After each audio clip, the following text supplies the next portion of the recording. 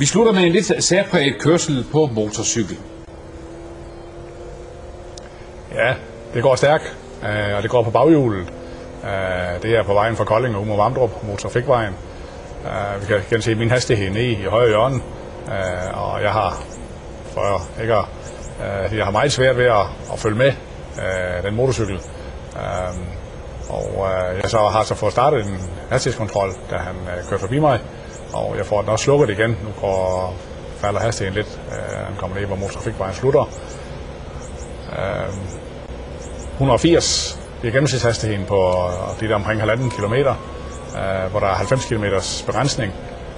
Jeg vælger selvfølgelig med ham, nu skal den pågældende motorcykel, den skal standses så hurtigt som overhovedet muligt. Vi kan lige se her, der kigger han ned i sidespejlet, og der opdager han, det er politiet, der kører bag ved ham. Og det er jo helt tydeligt her, han vil ikke snakke med mig. Det kan man måske så nok forstå, når man ser det fra hans side af. Og selvom du har en hurtig bil, så er det ikke nok? Nej, altså en hurtig motorcykel kræver en meget hurtig bil, også fordi at jeg skal trods alt bruge meget mere plads end motorcyklen. Så jeg kører et stykke tid efter ham, for det kunne jo være, at den dårlige samvittighed kom op i ham, at han så gav op. For han er ikke i tvivl om, at politiet vil snakke med ham.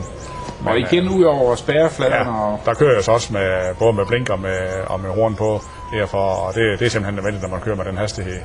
Her kan vi se, der er helt ned under 100 km i timen, og han er væk. Altså, det er der ikke noget at gøre ved, og jeg vælger så også at sige, at det var det. Jeg har fået aflæst hans registreringsnummer, så der er altid mulighed for at... Der giver du simpelthen op? Der giver jeg simpelthen op, jo. Ja. Altså det er ikke den sag værd og ligesom at sætte både mit eget og andres liv og helbred på spil. Så. Fik du nu set fat i ham? Nej, jeg fik ikke fat i ham, der kørte den. Jeg fik selvfølgelig fat i ham, der ejede motorcyklen, og det var en motorcykel, der var til salg. Og det var en mulig kunde, der var ude at køre en tur på den, og han havde kontrolleret kørekortet, men havde selvfølgelig ikke skrevet ned, hvem det var, så det førte aldrig til noget. Hvordan har man det så sådan? Ja, det næste stykke tid, der er man lidt ærgerlig på det hele, det må jeg indrømme. Men altså så lærer man at leve med det, for det er